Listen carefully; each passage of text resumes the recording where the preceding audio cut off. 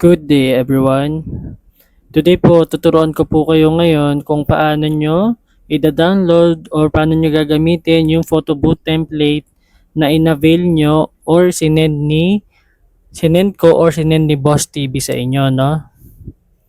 So ito yung process kung paano nyo siya gagamitin at kung paano nyo siya i-apply dun sa photo booth, no? So una-una punta kayo sa email nyo, may isisend ako sa inyo na link. So, palit lang tayo dito ng email. Punta kayo lang kayo sa inbox ng email ninyo or Gmail. Then, kung mapapansin nyo, ito yung sinend ko sa inyo, no? Yan. Pupunta lang kayo dyan. Then, i-click nyo lang itong open, no? Tapos, pag open nyo, kung napapansin nyo, ito na yung mga photo booth template, no? So, gagawin natin muna, magda-download lang muna tayo ng isa-isa, no? Para makita nyo kung paano mag-download ng pa isa-isa or pwede ring buuhan, no? So, punta lang kayo dyan, then click nyo yung 3 dots sa gilid, no? Then, click nyo lang, then hanapin nyo yung download, no? Para ma-download nyo siya isa-isa kung may napili lang kayo. So, download, click nyo lang yan. Tapos, kung mapapansin nyo siya, ayan, nandito siya sa may upper right corner, no? Lumalabas yung download. So, download pa tayo ng isa pa. So, 3 dots, then hanapin yung download, then click yung download, then lalabas siya dito, no? Yung may download arrow. So, yan siya, makikita. So, para makita nyo, ito yung full download na history. Yan, para makita nyo siya ng malaki. No? Tapos, balik tayo uli, no? Tapos, yan. So, download pa tayo ng isa pa para makita nyo lang din ulit. So, 3 dots, then, pindutin nyo yung download. Tapos pag napindot nyo yung download, ayan, madadownload na siya uli. So, sunod naman, paano nyo i-download yung buong zip or lahatan na, no? So, punta kayo dito, yung may part 1 na nakasulat, may drop down yan. Pag pinlik nyo yan, so, click nyo yung drop down, then may makikita kayong download. So, pag kinlik nyo yung download na yan, pag kinlik nyo yung download na yan, automatic siya, mada-download siya, no? So, ayan, kung napapansin nyo sa gilid sa may lower right corner, may nakalagay yung zipping, no? Yan, zipping download, no? Ibig sabihin, so ayan, sa right lower, no? May zipping file, no? Sinisip niya muna, para medyo matagal pa yan, mamaya pa yan. Tapos after niya ma-zip, automatic magda-download na po iyan, no? So sa ngayon, iwanan muna natin tong download na to. Yan. Yan, dyan yung makikita pa rin yan mamaya pag nag-download na siya. So, bali, iskipan muna natin to. Gamitin muna natin yung una nating mga na-download, no? So, ituturo ko na sa inyo kung paano nyo siya i-edit or gagamitin, no? So, minimize muna natin to. So, dapat pag gagawin nyo to procedure na to, yung kung paano nyo i-edit yung template, dapat meron kayong Photoshop po, no? Photoshop 2024, 2025, or 2026, no? Kung wala po, i-DM nyo po ako para magkaroon po kayo, no? So, open natin yung Photoshop natin, yung 2026 version natin. So, yun yung Photoshop natin. So, kung kailangan nyo ng Photoshop at saka yung photo booth template, so DM nyo ako sa Facebook or sa TikTok, Boss TV Tutorial, no? So, ayan. Ito, pag open nyo ng Photoshop, ito yung pinaka-interface niya. Drag and drop nyo lang po yung file dito, no? So, open natin yung dinownload natin. So, ayan. So, saan natin nilagay? Sa download, no? So, ayan. Kung napapansin nyo, naka-PSD file siya, no? Ayan, yung tatlong yan. So, drag and drop lang tayo ng isa. Kuha tayo ng isa. Yung baptism, no? So, i-drag and drop lang natin dun sa Photoshop.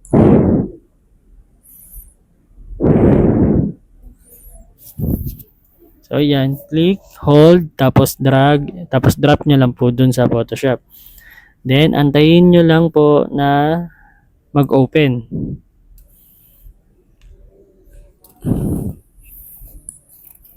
Yan. So, yan. Nag-open na siya. Yan. So, gamitin nyo tong yung arrow na to. Tapos, yan. Yung layer, ito, nasa kanan, no? Nasa right lower. Tapos, ang una natin gagawin, yan, click natin tong picture. Yan yung baby. Tapos, i-delete natin yan, no? Para ma-delete yan, may delete dito sa may right lower ng yung sa may layer banda.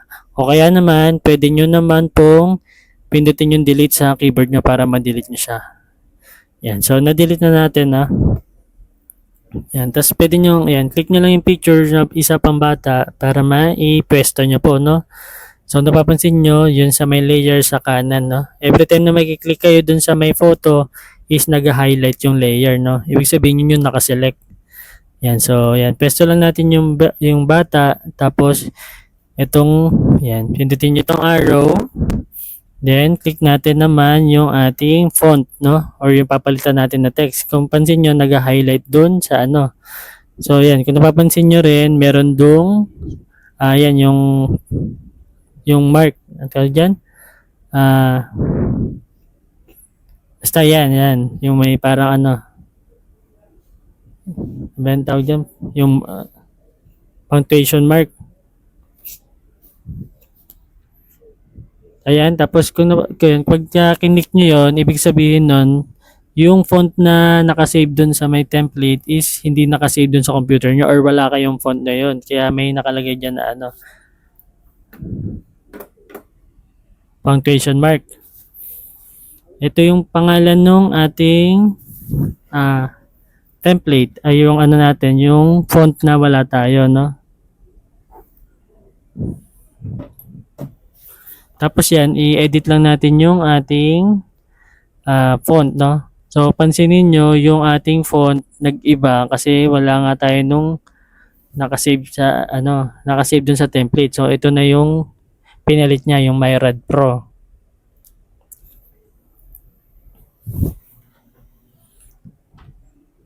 So, ayan, pag gaganyan na, pwede nating baguhin yung ating text, no?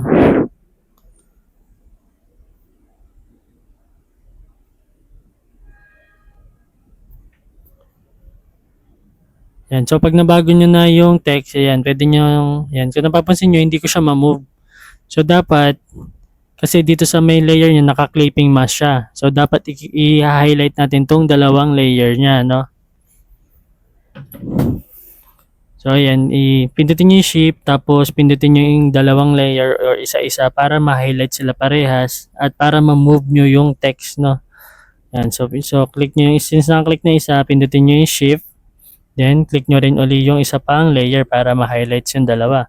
Then, pwede nyo na pong i-move yung inyong text na sinulat, no? Or yung tinype nyo. So, ipipresto nyo siya kung saan nyo gusto para maganda tignan or kung saan nyo siya prefer. So, yan. Sa atin, okay na yan. Tapos, yung angel, baguhin natin.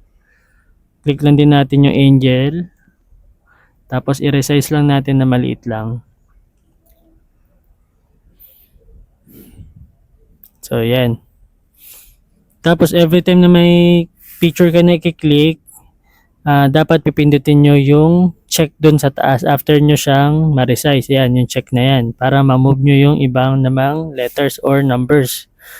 Ito rin, click din natin dahil wala tayo niyang Anydoor na font. Magbabago siya ng kusa into MyRad Pro or kung ano yung naka-default dun sa computer nyo. So, ayan, nag-close yung ating Photoshop. So, open lang tayo uli.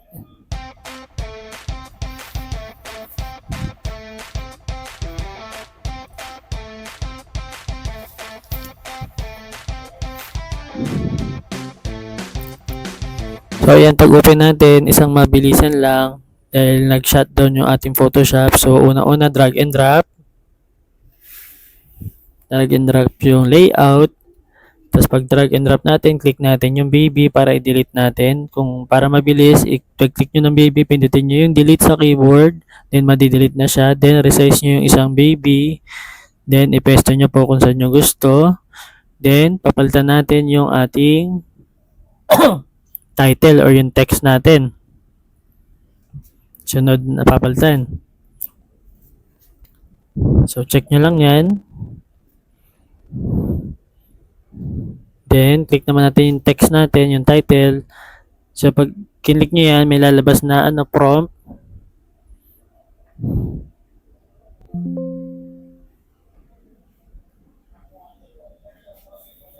So yan, dahil may wala tayo nung font na yon, may lalabas na prompt na wala kayo nung font na yun. So papalitan niya, i-replace nyo ng iba. Yung Myred Pro yung ating naka-default, no?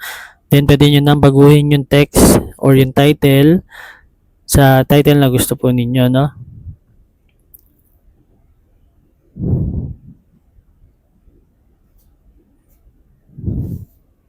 Tapos check nyo lang po. Then para ma-move nyo, click nyo yung text tapos yung isa pang picture dun sa may layer, no? So pindutin nyo yung shift, then para makaselect nyo silang dalawa. Yan. Pag na-select na, pwede nyo na siyang i-move kahit saan nyo po ilagay. Tapos ang sunod na gagawin natin, yung click natin tong angel, then papalitan natin siya, pesto natin kung saan natin siya pepesto. Then after nyo may pesto is, pindutin nyo lang yung check dito sa taas, no? Tapos sunod, babaguhin natin yung date. Yan. So, babaguhin natin siya kung anong date ngayon, no? June 28, 2026, no? Para at least alam nyo kung kailan siya nagawa or kailan natin ginawa yung video natin, no? Tapos sunod, maglalagay tayo yung itong logo sa baba, pwede nyo na siyang i-delete, click nyo lang and then pindutin nyo yung delete sa keyboard para mabura agad.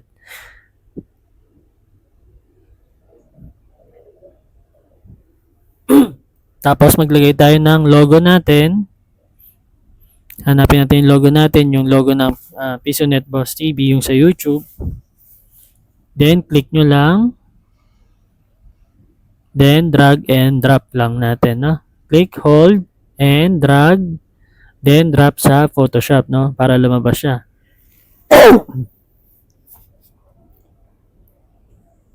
So ayan, kung mapapansin nyo, ganyan ang itsura niya pagka naglagay ko yun ng ibang logo, no? Tapos pindutin nyo lang yung check sa taas or pwede nyo i-resize muna and then pindutin nyo yung check dun sa taas. So papansin nyo, yung logo natin merong kulay puti dun sa gilid. Ayan, yung kiniklik ko, no? So kailangan natin burahin yan para maganda tignan. So para magawa natin yon, i-right click nyo tong layer na to. Yan yung layer niya. Right click tapos kailangan naka-rasterize yung photo natin, no? Kasi naka-smart object yan, no? So ito yung gagamitin nating eraser mamaya, yung magic eraser, no? Didinan nyo lang eraser na yan para lumabas yung option, no? Yan, magic eraser. So kung napapansin nyo na may parang bilog na naka-slash, so ibig sabihin hindi niya pwedeng gamitin or hindi niya ma-delete. Kailangan muna natin i-rasterize yung layer kasi naka-smart object siya, no? So right click natin tong layer na to para ma-rasterize natin yung image, no? Right click, tapos hanapin nyo yung rasterize na word. Yan. So, pag na-rasterize nyo na, pwede na nating ma-delete yung kulay puti sa gilid. So tayo punta kayo dun sa eraser, dun sa may tools, sa may kaliwa, then dinan nyo, then lalabas yung option, magic eraser.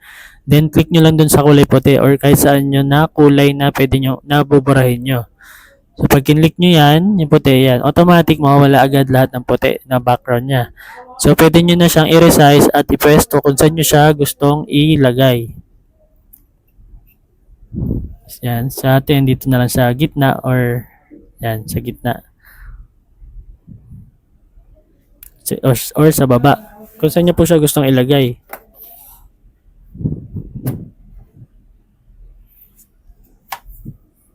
So yan, sa atin, dyan na lang sa gitna natin ilalagay.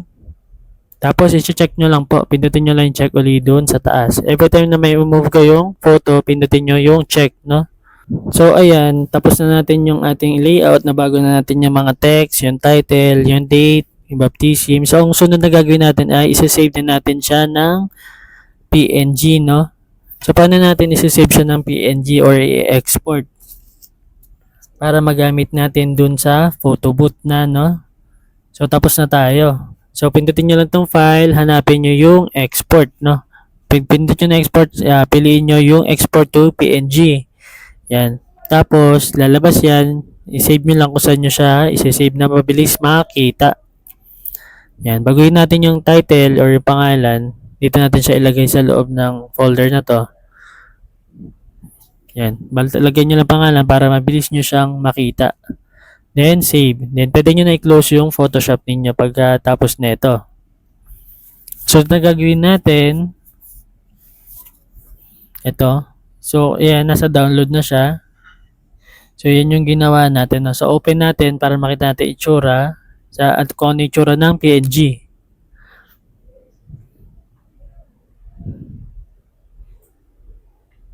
So, yan yung itsura ng layout na ginawa natin. Kulay black yung layout niya, yung likod kasi butas po yun. No? Then, open tayo ng ating Photoshop. No? Photoshop. Then, open tayo ng DSLR boot natin. So, ito opening na yung DSLR boot natin. So, kung kailangan nyo ng DSLR boot, photo boot template, saka yung Photoshop, is i-DM nyo lang ako sa TikTok and Facebook, no? Boss TV Tutorial. So, ayan, waiting natin. Pag open nyo ng apps, lalabas tong prompt.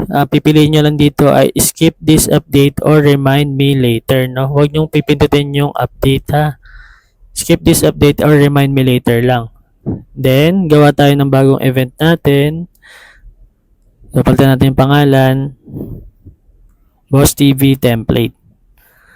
Then, save lang natin or launch. Tapos, ipindutin nyo itong drop down na to. Punta kayo sa print layout, no? Yung layout natin. Tapos, mag-new lang tayo dito. New template. Then, lagay lang tayo ng pangalan ng template natin. And then, i-okay lang po natin, no? So, ayan. Tapos, pindutin lang natin yung image, no? So, bawal yung drag and drop dito. Pindutin natin yung image, hindi yung photo from boot, yung image po, no? So, sanapin nyo kung saan nyo siya na-save, and then, yan. So, pag nakita nyo siya kung saan nyo siya isinave, so, dito natin siya sinave, and then, click nyo lang, then, click open. Tapos, lalabas na siya dun sa, ayan, yung layout natin, no? So, kung napansin nyo, ayan na yung pinaka-layout natin. So, mag-add lang tayo ng photo from boot. So, yung number 1, ito yung number 1. Tapos, i-resize nyo lang dun sa butas, no? Yung kulay puti. Kasi butas yan. So, nasa ibabaw yung number 1 natin. Para mapunta siya dun sa likod ng layout, click nyo lang yung layer, itong layer number 1. Then, click, hold, tapos i-drag and drop nyo sa baba nung isang image na. Ayan. Kung napapansin nyo, nasa likod na yung ating number 1. So, kuha po tayo yung uli, yung second photo, no? Then, i-resize nyo lang. Then, yan. Kung gusto nyo i-rotate, pindutin nyo yung green. Yan, naro-rotate yan. Tapos, click natin uli yung layer. Click, tapos drag natin uli pababa dun sa may unang image natin. Click, hold, then, drag pababa. Tapos third photo, kailangan natin dahil tatlo yung ating requirement sa layout. So number 3, yan. Tapos sabay i-rotate lang din natin kasi papansin nyo, tagilid yung sa may layout natin, no? Pinutin nyo yung kulay green, then twist nyo lang o turn nyo lang, no? Yan. Pwede nyo ikutin nyo ng buo, yan. Kunwari ganyan. Sa atin, konti lang, no? Tapos, i-resize nyo lang hanggang ma-cover nyo lang yung kulay puti. Or pinaka-frame nya. Tapos, punta kayo sa layer. Drag and drop nyo lang po, no? Yan. Drag and drop pababa dun sa, image natin or sa layout. Yan. Kung napapansin nyo, okay na po siya. Nailagay na natin. So, ite-testing naman natin, no? So, pindutin nyo na arrow. Then, launch tayo ng event. Yan. Pag launch nyo ng event, napapansin nyo, naka-show agad yung template layout natin, no? So, sa setting lang yan nababago ng photo boot no, or DSLR boot, no? So, yan, tinetesting natin dito. So, ayan, no? So, kung napapansin nyo, kita rin yung thumbnail sa baba, no? So, tanggalin natin yung thumbnail pagtapos, no? Para yung layout lang yung makikita natin, no? Thank you. Yung setting dyan, naka-live view siya sa start screen kasama yung template na or yung layout natin, no? So, baguhin lang natin, mabilisan yung ating setting, no?